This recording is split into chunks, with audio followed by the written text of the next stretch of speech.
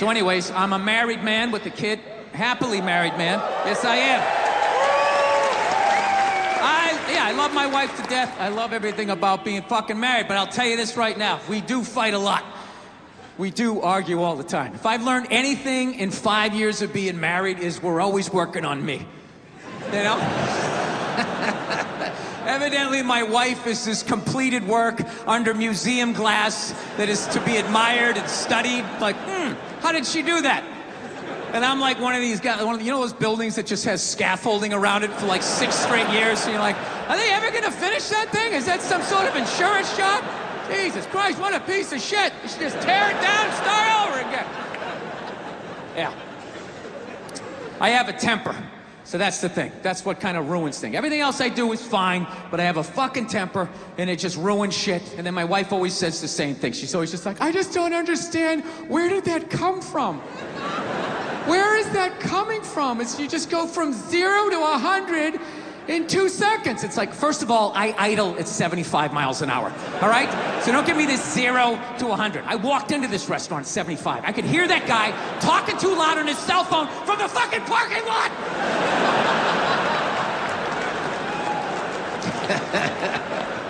Yeah, I fucking tried all of this shit enough. Whenever she says that to me, though, I swear to God, I just don't understand. Where is this coming from? It actually hurts my feelings when she says that, you know?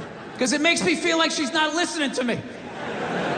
It's like, honey, how many childhood stories do I have to tell you before you follow the breadcrumbs to the absolute lunatic that you married? Like, I'll tell you guys a quick childhood story. I'll tell you one of the funnier ones, right? One time, when I was like 6, my older brother was 8. We were in the back seat of my dad's car, and we were like laughing, and we were excited because it was around Christmas, right? And my dad just had this thing. He just didn't like joy, you know? So he's sitting there driving. He's going like, Jesus Christ, knock it off back there. Christ, you're giggling like a couple of little schoolgirls. Christ, you don't straighten up. I'm going to buy you a doll for Christmas. And then he did. I swear to God. He made us hold him up. My mother's taking pictures in front of the Christmas tree. I'm just standing there like, Afterwards, I ran upstairs to my top bunk. And my dad knew he fucked up, to his credit. He came up, he tried to smooth it over. He's like, all right, come on back down. It's over. Come on down, enjoy the holiday. And I'm like, I don't want any kids. I fucking hate you. Right? He eventually coaxed me down, you know? He softened up a little bit. Look, you don't get your fucking ass back downstairs. No one else can open that gift. I'm moving out. I said moving out. I go back downstairs all shell-shocked. Here's another gift for you, Billy. I'm like, is this a fucking dollhouse? When does it end? Yeah, that was Christmas, and those were people that loved me.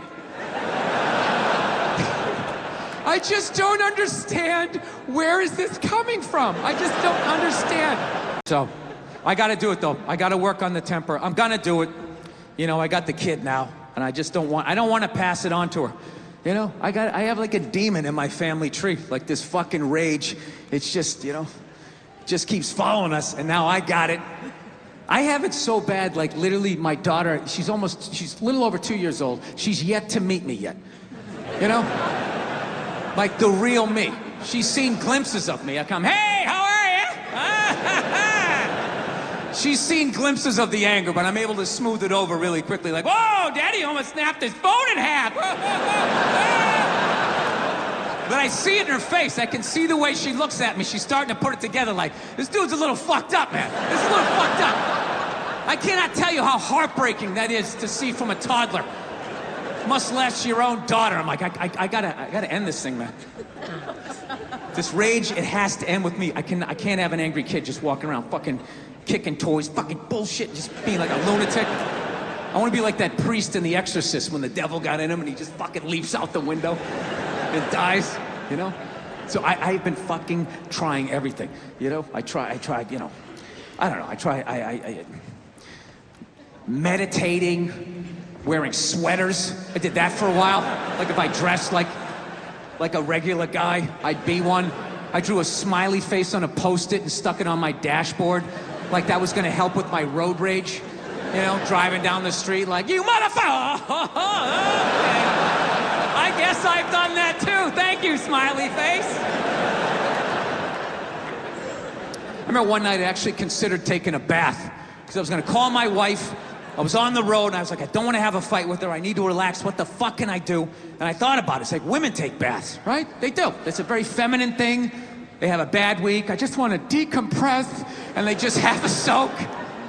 And then they're just fine. Next thing you know, they're drinking wine, they're calling friends. I'm so glad you're in my life. And I feel I can get back out there again, right? So I'm literally alone. I start drawing a bath, and the water came all the way up.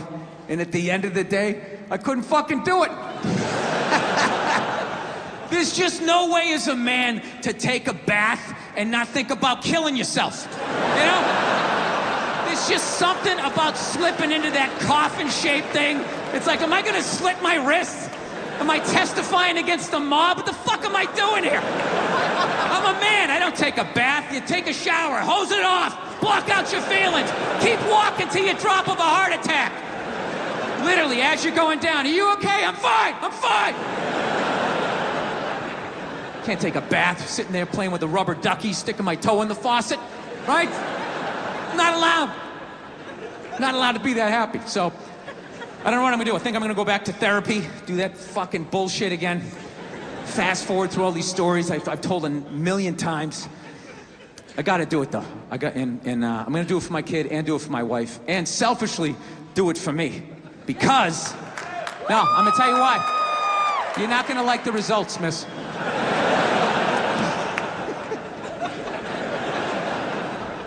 This is why I'm gonna do it, because if I actually don't have a temper, like, I just think to myself, like, what could my wife complain to me? Like, what could my wife bitch at me about, right? I fucking crush everything. I do, I take out the trash. Okay, the gate was squeaky the other day. I made sure that was done, you know? I pick up after myself. I like to think I'm a good dad. I work my ass off. I make a great fucking living. Crush all of that. All she has on me is who I am as a person. That's it. Yeah, if I could just not be who I was when she met me, I think I'd have a shot. Yeah, had to find her a new home. Well, I finally had to admit that she was fucking crazy. I got a crazy rescue dog, and yeah, it was one of these fucking dogs, man. It tried to kill both my parents. It tried to kill my father-in-law. It bit one of my friends. I'd have family come over, friends or whatever. We have to stick it in the back room, like lock the door. And the first hour would just be throwing itself up against the door. Ah, I'll fucking kill all you motherfuckers! I'll kill all you motherfuckers! Looking under the door, I can see your feet! I know what you smell like! I'll follow you home, I'll find you, I'll fucking kill all of you! And we were just in like total denial, like, no, she's just a little, you know, a little scared, because she was abused. And we got like a trainer and all of that shit, and he finally just said, listen, man, this is one of these dogs nature said no to, but people said yes to. So I'm like, Jesus Christ, you could have told me that 10,000 fucking dollars ago, you know? So now my wife, she's 5 months pregnant. She's 6 months, 7, 8 months pregnant. It's just the fucking, this thing just hanging over my head. And finally I just said to my wife, I'm like, we gotta do something about this, man. I'm not gonna be this guy in the news being like, well, you know, the dog loved me and my wife, so I figured it'd be all right to let it sleep near the bassinet. And well, you can imagine my surprise the next morning. Yeah, I wasn't gonna be that guy in the news whose dog ate his baby, right? I gotta get rid of this thing. So we call my trainer and he goes, all right, I'll take it, okay? So thank God they're not gonna put the dog down or anything like that. So I'm like, thank God. So he goes, I'll come back in a week. And it was very sad because we both love this dog, like with all our hearts, right? And what amazed me though was over that week, the way my wife handled grief versus me. It was so mature, she just like took it on. I just went into denial. I was just like, well, I'm not giving it away tomorrow, so I'm not gonna think about it. And I just called the dog up in the bed, started petting her and lashing out at people for no fucking reason, right? My wife, on the other hand, she just went right into the bathroom that night. She was brushing her teeth. I could just hear her quietly crying, like, hoo, hoo, hoo, hoo, hoo, hoo.